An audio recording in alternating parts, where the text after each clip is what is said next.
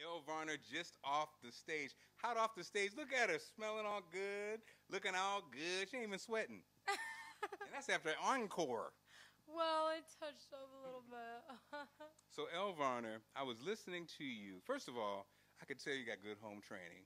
We had like 25 listeners. Elle Varner, unlike a lot of celebrities, when they do that picture thing, when it's like, yeah, you were hugging up people, double hugs, all nice to every 25. Is that good home training? That's just who I am. I'm a genuine person.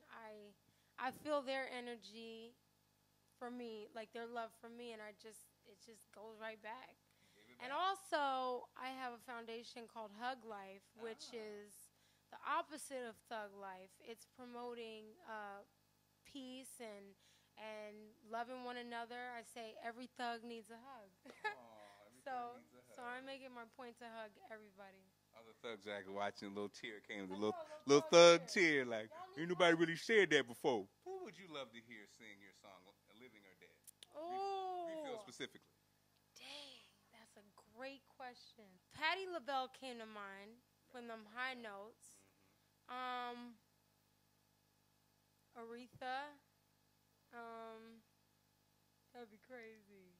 You know who? I know. We're talking in the hallway. Who? Angela Bofield.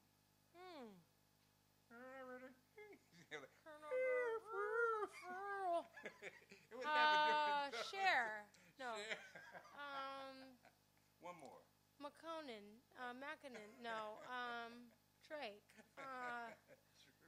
Can I get a refill, girl? Oh, girl. Okay, quit it. Okay, fine. Is your dad out there? Are you okay with carrying the torch for the 25-year-old? Music has kind of changed. Like in the old days, you're young, you're fine, you come out, the hip-hop and R&B stations hop on you, you play your single, you blow up. Then when you get to be old, you come over to the adult AC. Now, it's almost like we'll take you now. We're playing you right now. I play Earth, Wind, and Fire. I play Phyllis Hyman. I play Elle Varner.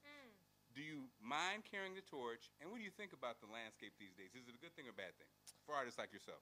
I think it's both. I think that the good thing is that we're like, from someone like myself, to know that I have fans of all ages and that I can appeal to a young girl and her parents and probably her grandparents. Like, it's all around music that anyone can enjoy, male, female, gay, straight, whatever.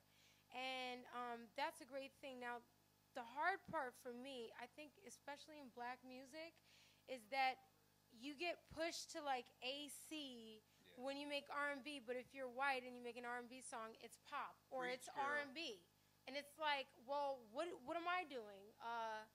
You got a great because look. when I growing up, I would see, you would go on TRL and it would be like India Arie, Blink 182, Lauryn Hill, Backstreet Boys. That was music, no matter what genre. If it was great, it was great. Yes. But now, in our culture, in our community, you kind of get pushed to the side, like, oh, that's... And then it pushes people to do, I feel, I don't know the word for it, but like, kind of like ratchet, like derogatory music that's not even your thing. Like, why are you saying this and that and craziness? You see artists that just want to have a hit and they're doing things that aren't them because they can't do it being them, and that's not fair. I think what's special, what I appreciate about my journey is that the time that I'm getting to build and grow is strengthening me for that moment when the fame is so crazy that I'm on a private jet and there's thousands of people outside. Like, that is gonna be crazy, and I want to be able to handle that, and I want to know that I worked really hard for that, and not just like, what if Refill blew up to #1 and I won that Grammy and nothing ever slowed down from there? Who knows? I think this is God's way of making this an impact like I can't even imagine. What's the advantage of having parents who are in the game? Oh God, what isn't it? I mean, first of all, they've experienced almost everything I've experienced already. They're able to help me navigate through the industry, and they're just, I have like rock star parents, you know what I mean? Like, they're like, yeah, kid, go ahead, do that, sing that, be yourself. Like, I feel bad. Even some of my friends, their parents were like, you have to go to law school, you have to do this, and they were constricted, and my parents just let me be free.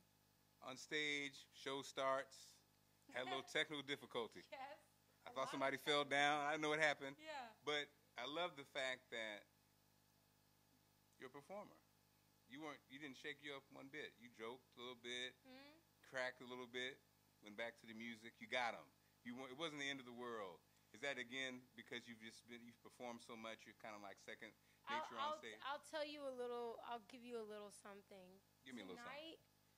That has never happened, and tonight that was a first for me to have handled it that way, and it just shows me that I have grown so much as a performer because, like, quite frankly, a good friend of mine said, "You're a great singer, but what is going to make people want to watch you for an hour?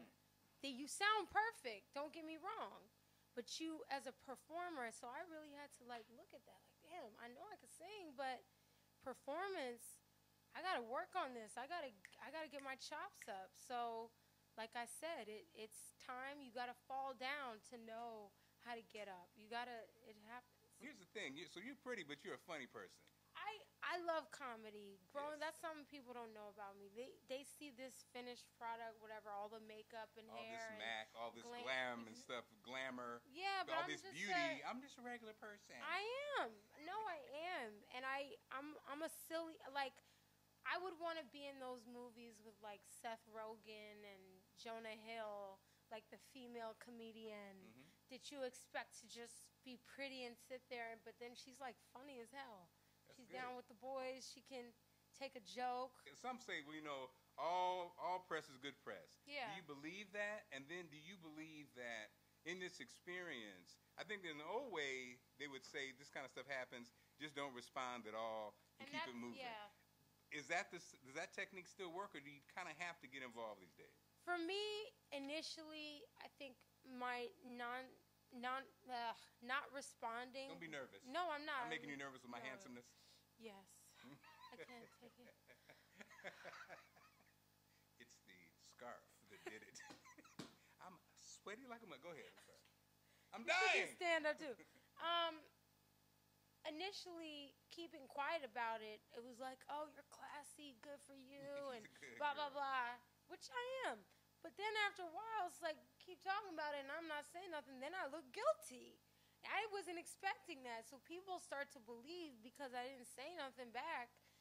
What it did for me was get me past that, like, I have to say the perfect answer. Like, it gave me an opportunity to really just be myself and say what I had to say. And it took me a long time to finally say something.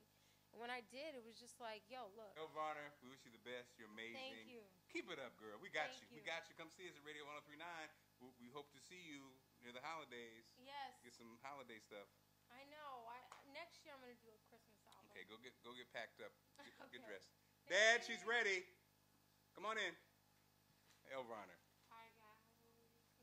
Hey, what's up? It's Marc Clarke. You're watching Radio 103.9 NY.com.